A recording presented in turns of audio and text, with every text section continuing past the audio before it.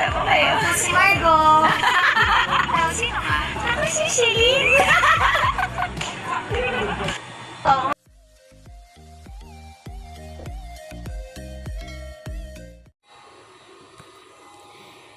Guys, gusto ko lang naman i-flex yung pagiging kaibigan ni Kim Chiu noon and Maha Salvador.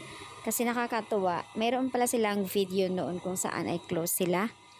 And then, nagkakaroon lang kasi noon ng hindi pagkakaunawaan at nawala yung pagiging kaibigan nila dahil nga noon sa relasyon. Kasi mas nauna nga nagkakaroon na relasyon ang Kim Emerald. And then, nagkakahiwalay nga ang Kim Emerald dahil nga sa dahilan ay napunta si Gerald Anderson kay Maha Salvador. So, hindi ko na alam anong buong pangyayari noon. Pero yun lang talaga yung nalalaman ko na si Gerald napunta kay Maha. Pero ang unang-unang nagiging girlfriend ni Gerald, si Kim Chiu, since PBB pa lang sila. Dito nakita yung clip video guys, nakakatuwa. As in close pala talaga sila noon.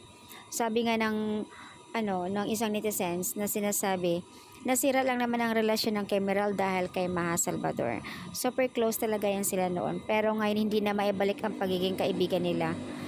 Diba? Dumating sa punto na nag-asawa na nga si Maha. And then, syempre, naunahan ni Maha si Kim. So, ayun. Sana daw, kung mag-aasawa na rin si Kim, sana dumating yung punto na magkabalikan yung pagiging kaibigan nila. Komento naman ng isang netizens na malabong magkabalikan ang dating magkakaibiganan dahil lang sa kataksilanan, dahil lang sa isang lalaki. Kaya, yun naman normal na minsan hindi nagkakaintindihan, nagkakaroon ng alitan ng mga ibang artista na babae dahil lang din sa third party, mga ganyan style. So, ayan, nakakatuwa lang kasi yung pagiging clingy nilang dalawa, super close.